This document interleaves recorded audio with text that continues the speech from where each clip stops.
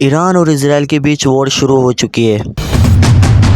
दुनिया भर के डिफेंस एक्सपर्ट्स सिर्फ एक रिपोर्ट का इंतजार कर रहे थे, ग्लोबल फायर पावर इंडेक्स 2025 का। लेकिन इस बार का कंपैरिजन कुछ खास था। दो ऐसे देश जो सिर्फ पॉलिटिकल रिवल्स नहीं बल्कि मिलिट्री मॉन्स्टर्स है, इजराइल और ईरान। आज के इस वीडियो में हम इन दोनों के बीच मिलिट्री कंपैरिजन करेंगे, सिर्फ सरफेस लेवल से नहीं बल्कि हर एंगल से, ground force, air force, navy, missiles, nukes और साइबर पावर तक। एक तरफ है इजराइल जो दुनिया की most high tech military, advance fighter jets और मोसाद जैसी खौफनाक इंटेलिजेंस एजेंसी के लिए मशहूर है। दूसरी तरफ है ईरान, मिडिल ईस्ट का एक ऐसा देश जिसका रीजनल इन्फ्लुएंस, बैलिस्टिक मिसाइल्स और आइडियोलॉजिकल वॉरफेयर ने सबको हैरान कर दिया। तो फुल स्केल वॉर में जीत किसकी होगी, आइए देखते हैं।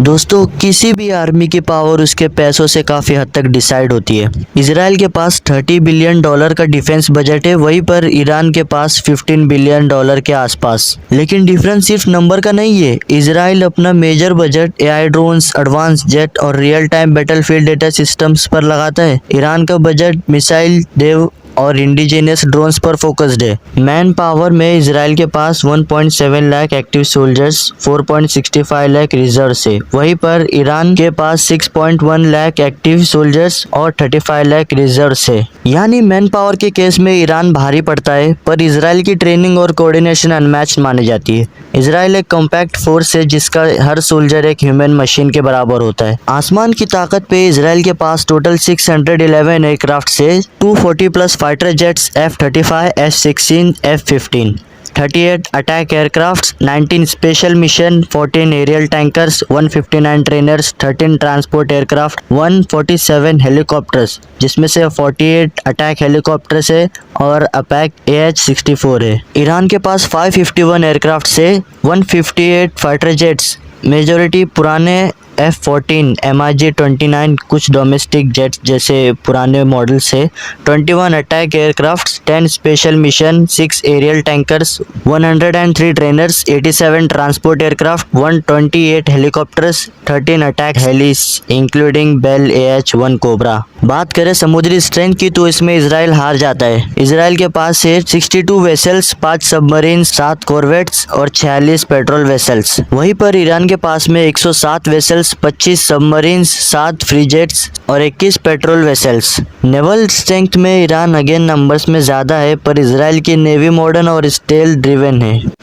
यहाँ से असली खेल शुरू होता है। ज़मीनी युद्ध में इजराइल के पास है 1300 tanks, 3598 armoured vehicles, 352 self propelled artillery, 171 टुवर्ड आर्टिलरी, 183 रॉकेट प्रोजेक्टर्स। अगर बात करें ईरान की तो ईरान के पास में इससे 10 गुना ज़्यादा है सब। 1713 tanks, 6582 armoured vehicles, 392 self propelled artillery, 2070 टुवर्ड artillery, 1517 rocket systems.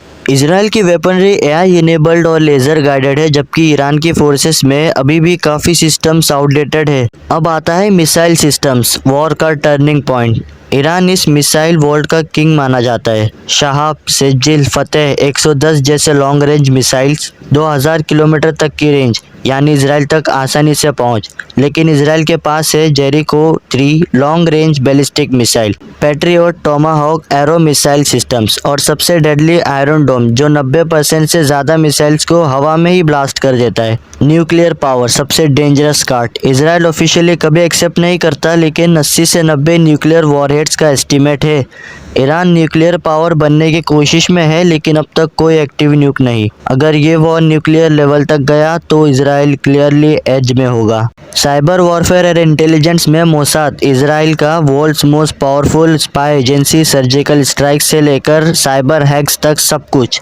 IRGC Iran regional cyber attacks और प्रॉक्सी वॉरफेयर में एक्सपर्ट।